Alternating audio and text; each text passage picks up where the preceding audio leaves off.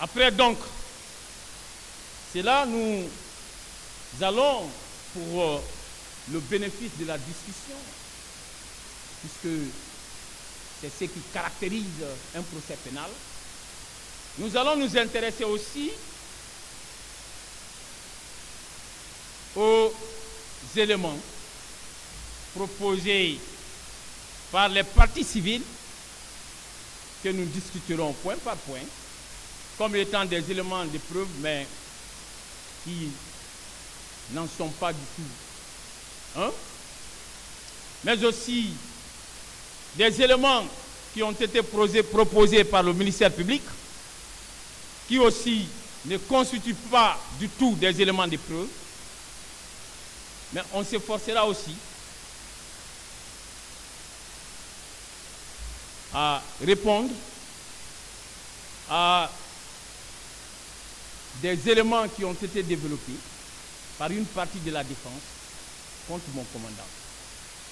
Et nous terminerons, Monsieur le Président, par vous dire que les faits pour lesquels mon commandant est renvoyé, même si ces infractions ont été commises, les dites infractions ne lui sont pas imputables. Donc nous terminerons par la question d'imputabilité. Monsieur le Président, à présent, parlons des faits. Mais avant, je voudrais vous permettre de découvrir le parcours de mon commandant, parce qu'il me paraît nécessaire et même indispensable que vous connaissiez celui que vous avez à juger. Mon commandant est un fruit de l'université guinéenne. Il est sorti en 1998, diplômé de la faculté de médecine de l'université Gamal Abdel Nasser de Conakry. Il est de la 3e promotion, Monsieur le Président. Et 2 ans après sa sortie, en 2002, mon commandant, Abouaka Diakité Bitumba, sera enrôlé dans les forces armées guinéennes et il passera sa formation initiale que les militaires appellent dans leur jargon la commune de base au camp Kemeburama de Kindia. Monsieur le Président, la même année, mon commandant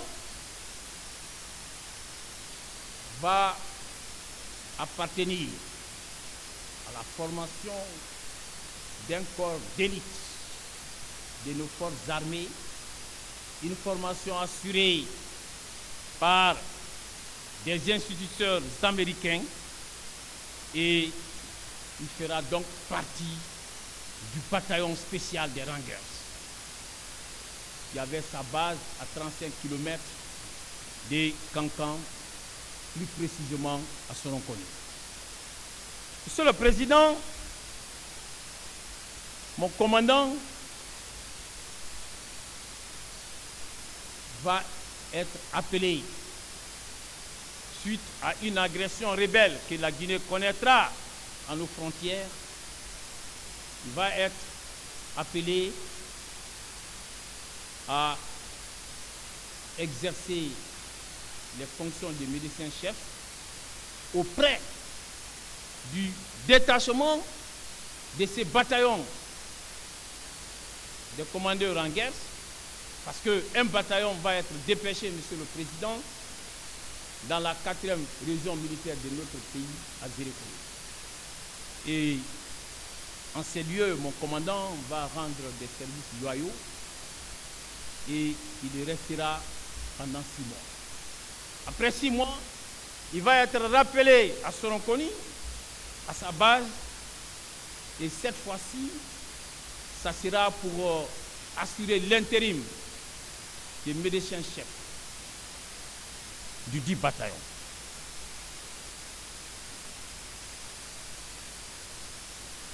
Et seront connus du bataillon spécial des Rangers, mon commandant, monsieur le président, monsieur les assistants, sera muté à Conakry. Et plus précisément à la direction générale des services de santé des forces armées guinéennes, au BQG, bataillon du quartier général au camp Alimami Samori Touré. Et là, il sera encore nommé dans les fonctions des médecins-chefs au service cardiologique. C'est d'ailleurs, c'est important avant qu'on y passe, c'est d'ailleurs au niveau de ces services cardiologiques que le président Dadis va entrer en contact avec lui, va solliciter ses services pour l'aider à la prise du pouvoir. Monsieur le Président, en 2009, mon commandant sera muté à l'école de la gendarmerie, l'école nationale de la gendarmerie de Sonfonia, toujours dans les fonctions des médecins-chefs. Je rappelle que cette école avait à l'époque un effectif de 3500 élèves gendarmes. Alors, Monsieur le Président, chose promise, chose faite, il a promis au président Dadis qu'il l'aidera dès la mort du feu président général Lansana Conté à conquérir le pouvoir. Et cela a été fait. C'est pourquoi, en raison de ces efforts remarquables, le président Dadis prendra un décret et le nommera dans les fonctions d'aide de camp. Et il le reconnaît lui-même, le président Dadis, dans son procès verbal d'interrogatoire en date du 13 juillet 2015 en ces termes. C'était à la question de savoir qui l'aurait recommandé la nomination de mon commandant. Il a dit ceci, Monsieur le Président. Personne ne m'a recommandé la nomination de Toumba. Il faisait partie de mes adeptes, c'est-à-dire des petits qui me portaient confiance. Le jour du coup d'État, il a été l'un des éléments de la troupe qui m'a porté au pouvoir, au détriment de Mamadou Ba Camaradi Toto et Sekouba Kouna. Monsieur le Président. Ah, le pouvoir. Ah, le pouvoir. Monsieur le Président, généralement, ceux qui conquièrent ensemble le pouvoir, une fois que le pouvoir est conquis, on trouve que les amis qui ont aidé à la prise du pouvoir sont encombrants et on cherche toutes sortes de subterfuges, de manœuvres, de moyens pour pouvoir écarter les amis les plus chers. Ce sera le cas pour mon commandant Bouaka Diakité Ditumba. Monsieur le Président, dès les premières heures, tout sera mis en œuvre pour l'écarter. On le trouvait déjà encombrant. Il y avait des nouveaux parrains. Des parrains de la victoire qui venaient d'être conquises à travers l'avènement du président Dadis au pouvoir. Il fallait écarter mon commandant.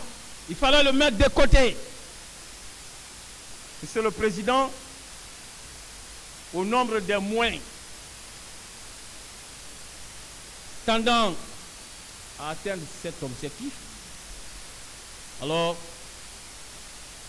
M. C.C. Raphaël, qui ne se connaissait ni d'Ève ni d'Adam avec mon commandant, va être muté, va être dépêché auprès du commandant Toumba en mission d'espionnage. Il devrait veiller sur les paroles de mon commandant. Il devrait veiller sur ses faits. Il devrait veiller sur ses gestes. Et en retour, il devrait en rendre compte au président Dadis. Monsieur le Président, mon commandant étant quelqu'un de très fidèle, étant quelqu'un de très respectueux de la parole donnée, cette mission d'espionnage ne débouchera sur aucun résultat. Parce qu'aucune faille n'a pu être relevée par celui qui a été commis à cette mission d'espionnage.